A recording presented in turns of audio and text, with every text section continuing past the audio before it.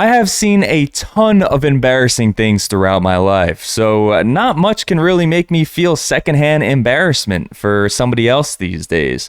However, there has been a recent incident that is so overpoweringly humiliating that it has overridden my calloused insensitivity towards embarrassing content. And it made me feel some things. It happened to a San Diego cop. What started off as a routine arrest quickly spiraled out of control due to bad decision after bad decision made by this cop. And it ultimately ended his career because all of this was caught on body cam footage. But to make it all worse, he had to, at some point, reenact the entire situation in front of his superior, in which his superior was recording this entire interaction. The cop was clearly lying about the situation that he found himself involved in. Very hard to watch. Let's get into it. The officer we will be talking about today is Officer Anthony Hare. The ironic part being the guy's got no hair. And this whole thing starts when the officer shows up to this scene right here at a 7-Eleven. Where this woman and some dude are being arrested for stealing a car. What happened was they were in a stolen car. They stopped at a 7-Eleven. They went inside for some food.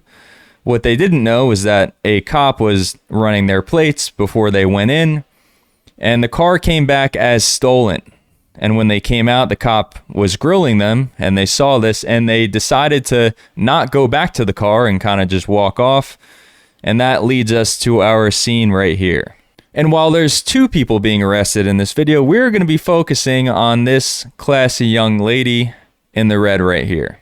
So fast forward a little bit, they take the guy away that we saw before for having a stolen vehicle. And after this is when Officer Hare walks over to the lady in the red after finding out she has a warrant in which he says his famous words that started this whole incident.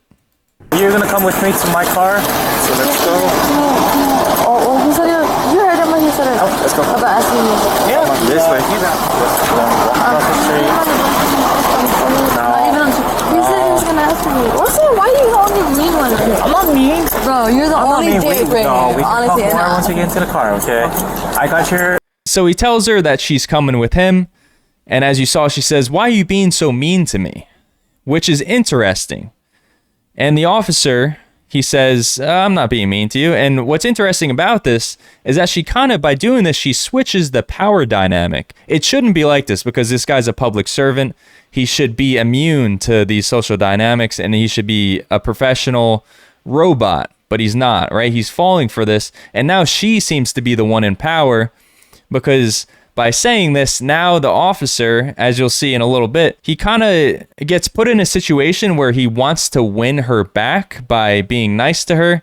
And this little seed planted by her, it kind of sets the tone for what's about to come. So he puts her in the car, and I could be crazy, but this is a little weird when he says this. And it's not what he says, it's how he says it.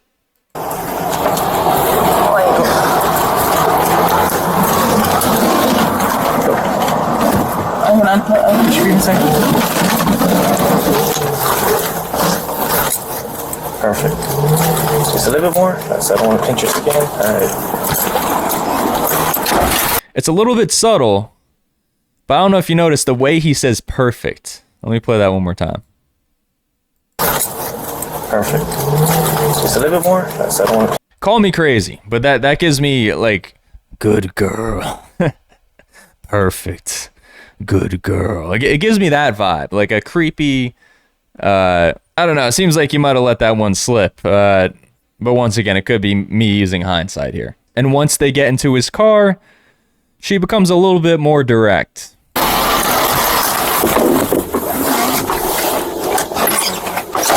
Why are you asking that?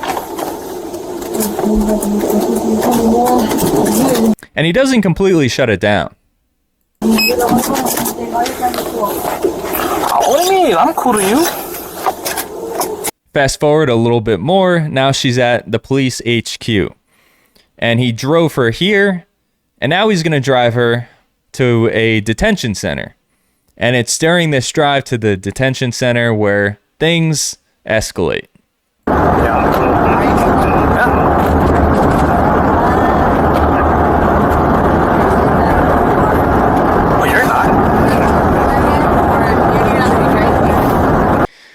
So he says he's single, and then he acknowledges that she's not single. And then there's a couple more minutes of silence. And then pay attention to this, because the officer lies about this when he's being interrogated after the fact. A little bit. Well, I can't hear you now.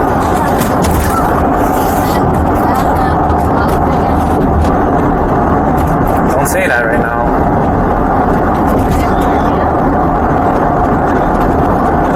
No, I said don't say that right now because everything's being recorded right now. So not the most professional response. Don't say that right now because everything's being recorded. That implies, to me at least, that, you know, once I turn this camera off, you can say all that stuff, but I could get in trouble for this. And it seems like he's down. And just a few seconds later, he shuts off his body cam, heads into some random neighborhood, parks his car, and heads to the back seat. But before he does that, he kind of makes it seem like something's wrong with her back there. I think to give himself some sort of reason for going back there. I'm not quite entirely sure. Let's just watch. What's going on?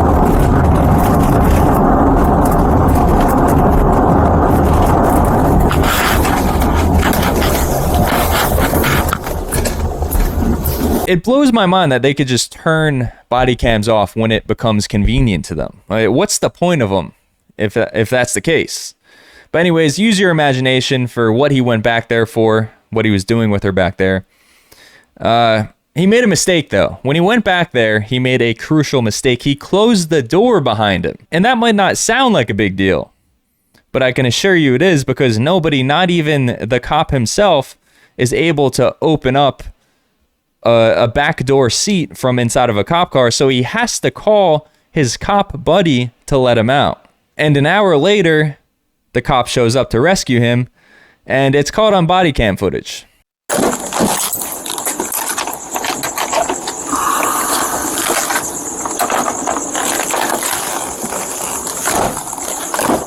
Alright, sir, step out of the vehicle for me.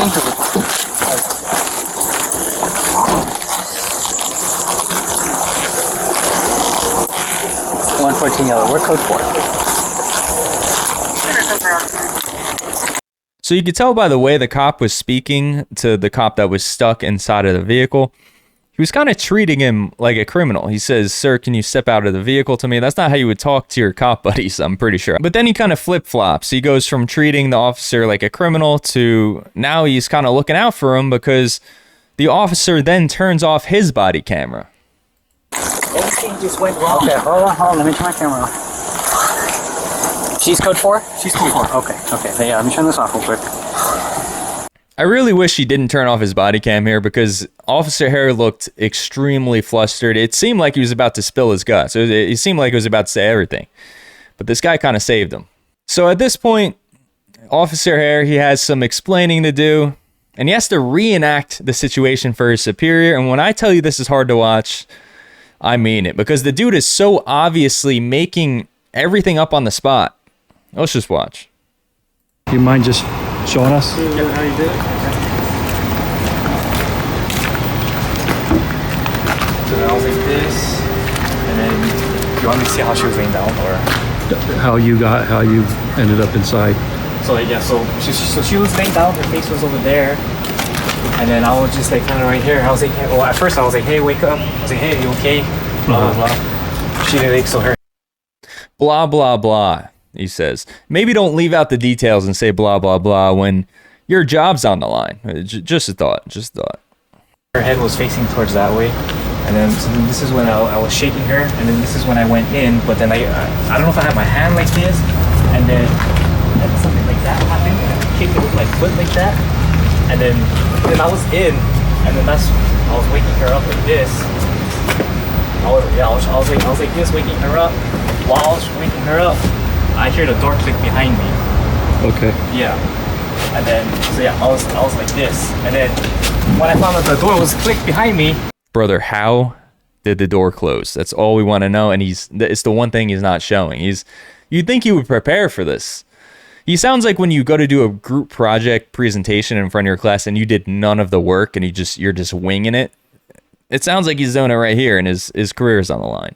I positioned myself like this, and I already knew that there was no door handle, but I was just like frantic. I was like, I can't get out of here. Okay.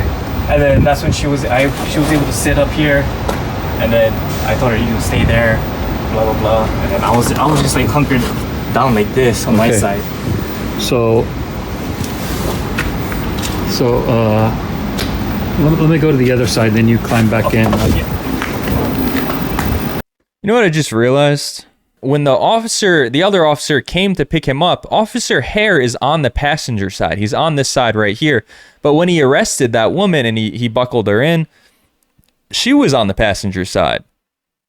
So how does she become unbuckled on the driver's side door and he's on the passenger side, unless there's a little horizontal mamba going on? You know, there's no other explanation for that than him unplugging her, right? And just doing a little bit of this, doing a little bit of that. I think that's enough evidence right there. How do you just switch? How does the girl go from this side to the other side? Yeah, I was like this, waking her up. While I was waking her up, I hear the door click. Back in.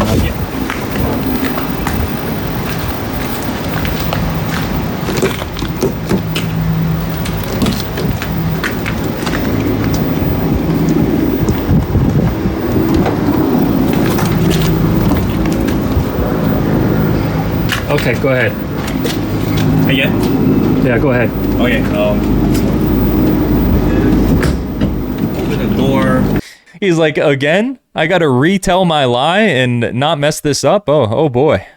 And then as I came in like that, I was trying to wake her up. My feet wasn't this, my feet didn't get cut like that. And then when I was like waking her up, that's when I noticed that this door closed on me. And then that's when I was like trying to open the door, but I know there's no door opener. And then from then she was able to. So I was like this majority of the time. I was trying to get her up because her face was right here. Okay. Right here, and then I was trying to like wake her up to get her up. And then next thing you know, I hear the door close on me. I was frantic. I was looking, and then that's when she started to kind of like, I guess, wake up or get dazed off, whatever. And then that's when I asked her like, hey, are you having a hard time breathing? She said, no. Do you need medics? No. I was like, okay, all right.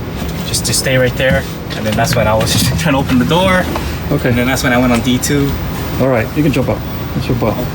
Okay, so maybe he's telling the truth. Maybe we're all wrong. Maybe it was an unfortunate accident. Well, they found semen on his belt, so I think that says a lot. And he also resigned, so that also says a lot.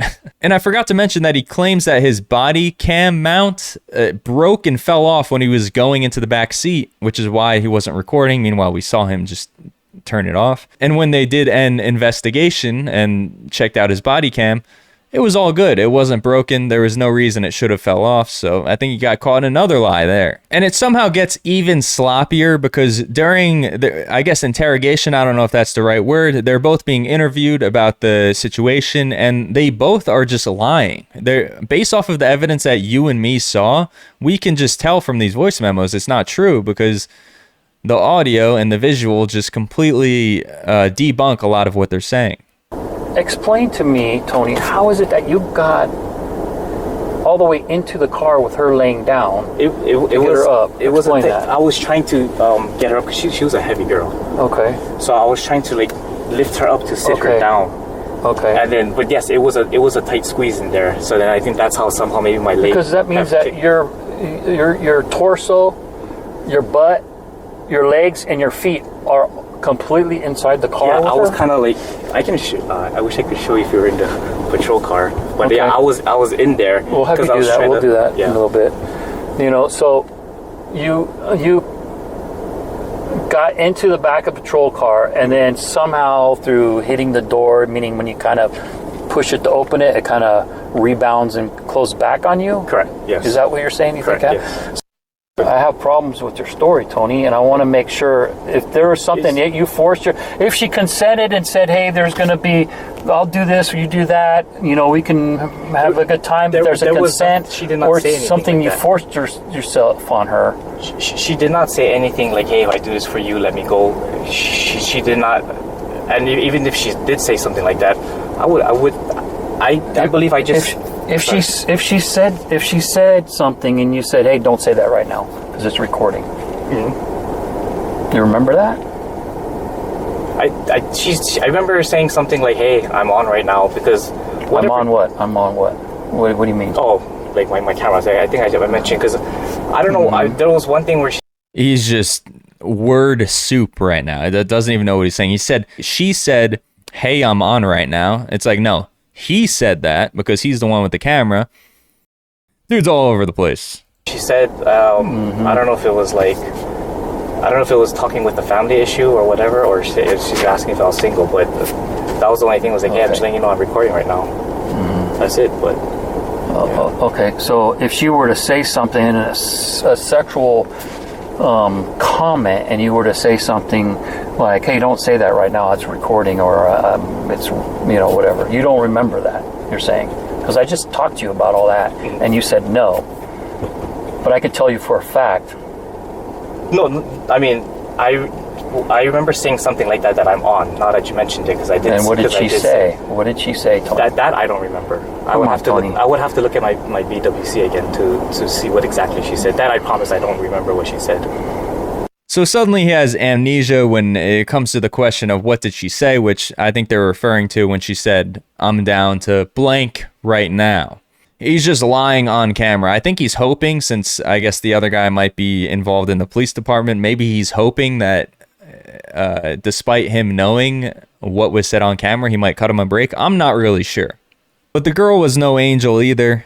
As you'll see, she lies as well to make herself look good. He was like, what did he say? Something like, he said, "So are you single, or are you with your boyfriend right there or something?" I hate the way she talks, by the way. It sounds like she's trying to fuck the guy who's interrogating her right now.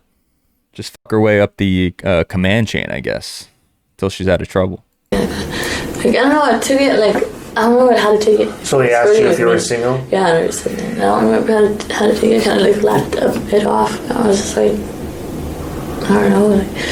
I was just confused with how I should answer that. I don't remember what words he was saying. I don't remember what we were talking about. I swear I don't remember what was said. And I do remember, like, him, like I think he might have used an excuse just to come into the back, because he says he used excuse to come to the back, because, I mean, it would have to happen that way, because I don't know why he's like, so that he thought I wasn't breathing right or something, because I was laying down, and he said he came to the back. This is what he was telling the officer after, and then I think he might have used an excuse to get back there with me, but he didn't want to say. I mean, obviously he knows, so he didn't want to say anything that would get him in trouble, and so he opens the back door. He gets out, opens the back door, and then like he says that the door shut on him, and I don't know. I think it was just stupid. You said you believed he used that as an excuse to get into the back seat. What do you believe was the reason why he was getting in the back seat? I mean, it kind of is like only like it could only be like one other thing. Like, why else would anybody do that? You know? And I don't know if he was scared. I think he was scared. Like, he knew he fucked up. And he was scared, and I remember him. When you say he knew he fucked up, because he closed the door behind him on accident. Okay. And then I was like, oh my god! So I remember I was like, what the fuck? Like, and he started panicking. He started panicking, and he was like, I don't know. He was scared. He was like tripping out. And then he called one of his friends, or he called somebody, I don't know who or how, but he called another officer, and they came to open the door for him. And then and then I went to the hospital afterwards, because when I got to the hospital, they said they sent me to the hospital, and that was it. So did he make any sexual propositions at that tribe at all? Again, this is the one where you're going to. Yeah, no. No sexual. Did you make any comments or sexual propositions to him during that transport? No. Does it say it? I don't know. I don't think so. I don't. I just not like me to do that. That's all. Okay. Do you remember engaging So she lied there, saying that she didn't say anything. Meanwhile, you and I both saw what she said. The conversations were sexual in nature, or some might think they were sexual in nature during that drive? What's that? What does that mean? Like if you and him had a conversation and comments were made that someone listening might interpret like, well, were they talking about sex, or was it? Oh, no. You know, is anything that someone might Think think about sex? No. think about sexual comments or sexual stuff like that? No. Okay. So she says no. It just blows my mind that these people, both parties, are lying despite the camera saying otherwise. And it makes me think, what the heck was going on before body cam footage? Which I kind of know what the answer is. The answer is a lot of crazy shit was going on. Because I had a college professor. I took this random criminal justice class in college. And he would tell stories of some of the stuff that the police officers would do and some of the stuff that they would get away with before body cams. And it's whatever you could possibly imagine with your brain. They get as creative as it gets. They did it. Anyways, I just thought this was super interesting, and maybe an idea, implement something where maybe an officer's supervisor can override an officer trying to turn off his body cam. That way the police officers still have the ability to turn off their body cam just in case they have to charge it or whatever. But they can't turn it off where it's a moment where it shouldn't be turned off, right? So I don't know, just a thought, but that's it. Thank you guys so much for watching, and I'll see you next time. I just want to show you guys this comment thread because it made me laugh out loud. This guy says, imagine walking out to your front porch to smoke a cigarette at 1 a.m. and you're greeted with a Ford Explorer police cruiser rocking back and forth wildly. And the guy underneath replies, if this police cruiser's rocking, don't come knocking. Well, not until he's done. Then you can let him out the back seat. Also, the guy, Kid Be Lazy, I can't really read what that says. Interesting take. He says he didn't hit.